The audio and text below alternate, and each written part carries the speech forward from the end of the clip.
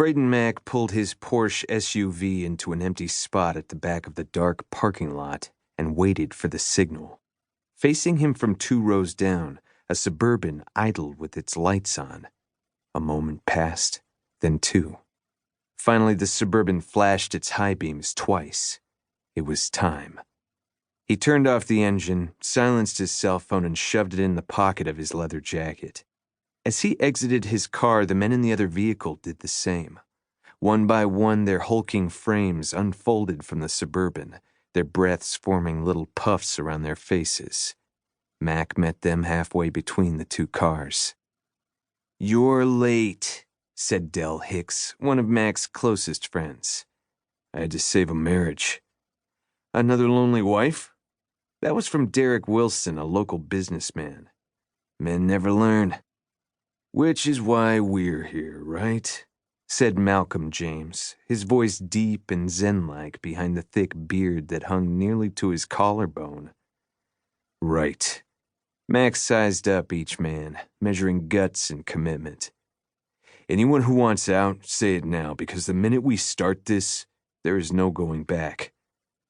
"I'm in," Derek said. "Yeah, man." Del pounded one gloved hand into the other. "Let's do this." "What the fuck are we doing again?" whined Gavin Scott, one of the newest members of the group, his shoulders hunched against the wind. "Besides freezing our balls off?" Mack turned and looked at the building. A bright red sign lit up the bustling sidewalk that ran the length of the strip mall. Music City Books. For 3 years, their book club had hidden in the shadows, read in secret, met behind closed doors. There were 10 of them in all, professional athletes and city officials, tech geniuses and business owners. And in the case of Mack, the owner of several Nashville bars and nightclubs, all drawn together by a shared love of books that had made them better men, better lovers, better husbands.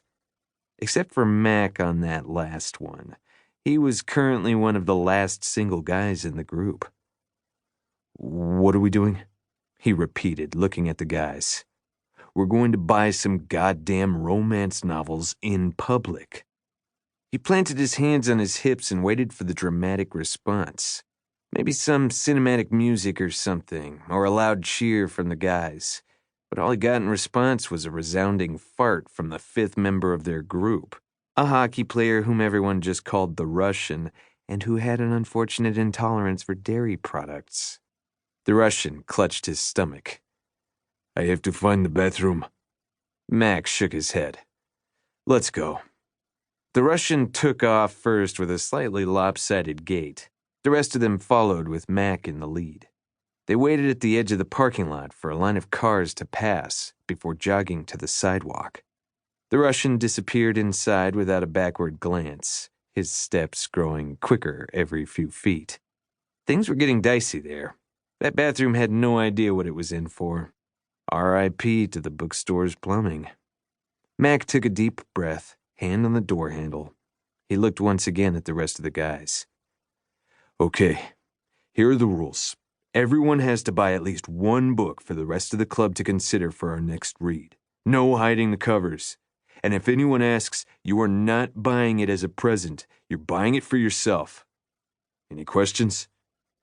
"What if someone recognizes us?" Gavin grumbled. Of all the guys, he was probably the most famous and recognizable right now. As a player for the Nashville Major League Baseball team, the Legends, he'd skyrocketed to national fame last year when he nailed a walk-off grand slam homer in a playoff game. "Who cares if we're recognized?" said Malcolm, another famous face. He was the running back for the Nashville NFL team.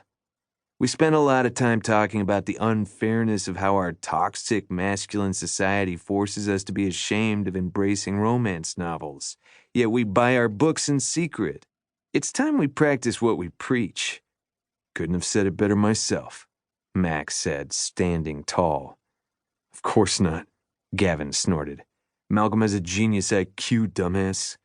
Mac flipped him off. Gavin returned to the gesture. Del sighed and opened the door. "I'll go first." They attracted attention as soon as they walked in. But Mac doubted it was because anyone recognized any of them. How often did a group of hulking, good-looking men walk into a bookstore together? They were like an offensive line for the Literary League of Tennessee.